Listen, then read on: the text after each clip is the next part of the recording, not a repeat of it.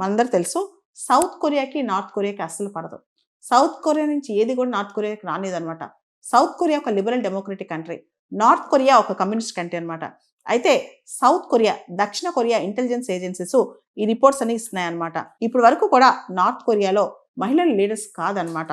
Kim ఇల్ Sung కానీ, Kim Jong ఇల్ కానీ, తర్వాత ఇప్పుడున్న కిమ్ జాంగ్ ఉన్ కానీ వీళ్ళందరూ కూడా మేల్సే అనమాట. నార్త్ కొరియాలో ఎక్కువగా ఫాలో అయ్యే ఫిలాసఫీ కన్ఫ్యూషనిజం లేదా కన్ఫ్యూషనిస్ట్ ఫిలాసఫీ అనమాట.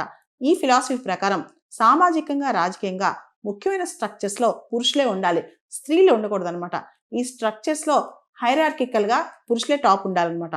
ఉదాహరణకి హస్బెండ్, భర్త భార్య కన్నా ఎక్కువ అని చెప్పి, అదేవిధంగా ఫీమేల్స్ కన్నా మేల్స్ ఎక్కువ అని చెప్పి కూడా కన్ఫ్యూషియస్ ఫిలాసఫీ అక్కడ ఫాలో అవుతారనమాట. ప్రస్తుతం నార్త్ కొరియాలో ప్రివేల్ అవుతున్న ఈ కన్ఫ్యూషియస్ ఫిలాసఫీ ఏదైతే ఉందో, ఈ ఫిలాసఫీ అనేది అక్కడ అందరూ ఫాలో అవుతారు. ముఖ్యమైన నేతలు ఫాలో అవుతారు, అక్కడ రూలర్స్ కూడా ఫాలో అవుతారు. అలాంటప్పుడు ఈ అమ్మాయిని చేయకపోవచ్చు అని కూడా ఊహాగానాలు వస్తున్నాయి అనమాట.